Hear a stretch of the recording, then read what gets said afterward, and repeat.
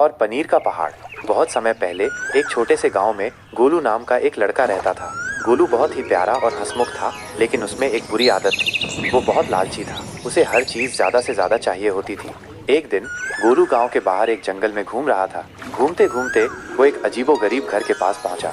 घर बहुत ही पुराना और जर्जर था, लेकिन उसमें से एक अजीब सी खुशबू आ रही थी। गोलू खुशबू से आकर्षित होकर घर के अंदर गया। अंदर उसने एक बूढ़ी औरत को बैठे हुए देखा। औरत के सामने एक बड़ा सा पनीर का पहाड़ रखा हुआ था। पनीर को देखकर गोलू की आंखें चमक उठी।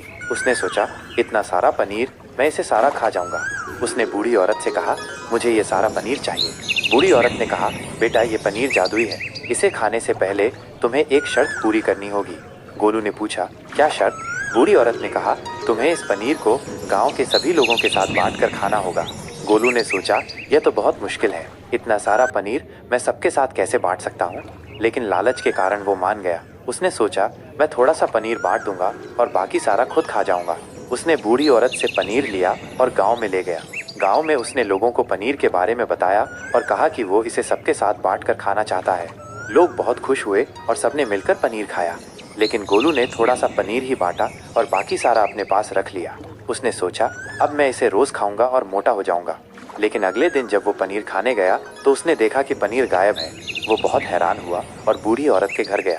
बूढ़ी औरत ने कहा, बेटा, मैंने तुम्हें बताया था कि ये पनीर जादुई है। ये सिर्फ उन्हीं लोगों के पास रहता है जो इसे दूसरों के साथ बांटकर खाते हैं। गोलू को अपनी गलती का एहसास हुआ। उसने समझा कि लालच बुरी बात है। उसने बूढ़ी औरत से माफी मांगी और कहा कि अब से वो कभी लालच नहीं करेगा। बूढ़ी औरत ने उसे माफ कर दिया और उसे एक छोटा सा पनीर का टुकड़ा दिया। गोलू ने उस पनीर को गांव के बच्चों के साथ बांटकर खाया।